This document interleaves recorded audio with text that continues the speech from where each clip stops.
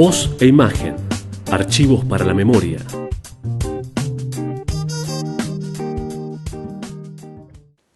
No es casual tampoco que el 12 de octubre de 1916 el radicalismo suba al poder, Hipólito Yrigoyen.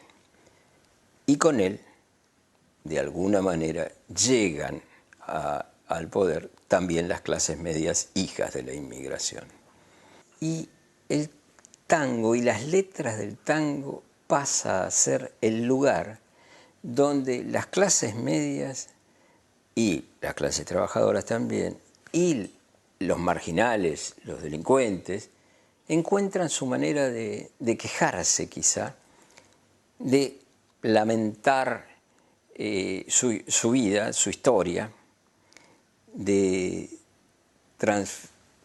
traducir sus miedos, por ejemplo el miedo de que la hija sea prostituta, su moral, su moralina.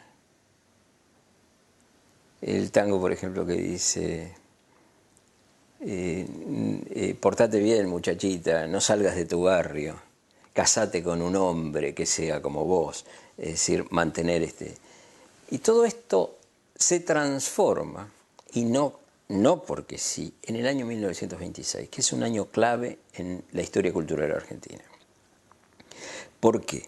Bueno, ese año es el primer año que Roberto Arlt escribe su primera novela, El juguete rabioso, es el año donde sale Don Segundo Sombra, la lista es enorme, Marechal publica, Raúl González Tuñón publica su primer libro, Borges publica, porque venía publicando desde el año 23 prácticamente un libro por año, es decir, la lista es enorme, pero en el terreno del tango, Homero Mansi publica El ciego del violín, que después fue Viejo ciego, y Enrique Santos Discépolo da a conocer Que Bachaché, que es la introducción, el abrir la puerta a otro tango que también va a ser famoso después, que va a ser Cambalache. Toda la filosofía de Discépolo, el nihilismo de Discépolo está ahí. Entonces ese año, donde en Buenos Aires la revista Martín Fierro, una revista cultural, tiraba 45, 50.000 ejemplares, llegó a tirar 100.000 ejemplares, una revista cultural en una ciudad de 1 millón de habitantes. Esto es realmente notable. Había una gran ebullición de la vanguardia argentina, aparecen todos los nombres que ya he citado, pero además está Nicolás Olivari, César Tiempo, Ricardo Molinari, un montón de nombres muy importantes. La vanguardia y la modernidad nacen en esa época. Pero después viene la Revolución del 30, y con la Revolución del 30 y la crisis posterior, bueno, todo esto se achata hasta que el tango comienza a resurgir, y creo que lo mismo que el país. El tango se achata, el país se achata. En el año 35 y 37, primero en el 35, Juan D'Arienzo, por una casualidad, empieza a crear otro ritmo. Y digo por una casualidad, porque sus músicos aburridos en donde ellos actuaban, tenían una matiné. Y aburridos en la matiné, porque no sabían qué hacer, empiezan a tocar a otro ritmo, gracias al pianista. Empiezan a tocar al viejo ritmo de 2x4. Y eso le encanta a los bailarines, que avisan que ahí hay un ritmo bueno.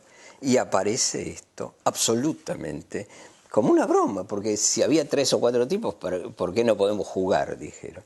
Y a D'Arienzo, que tenía visión de futuro, le gusta. Pero en el año 37, Aníbal Troilo forma su orquesta, y en el 39 ya Pugliese, es decir, aparece lo que se llama la época de oro del tango, la generación del 40. Pero esto se da también por otro lado, por el lado cultural.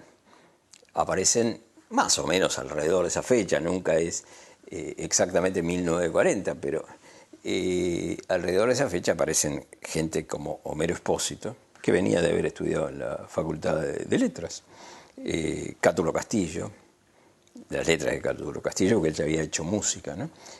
Homero Mansi llega a su apogeo y escribe nada menos que con Troilo.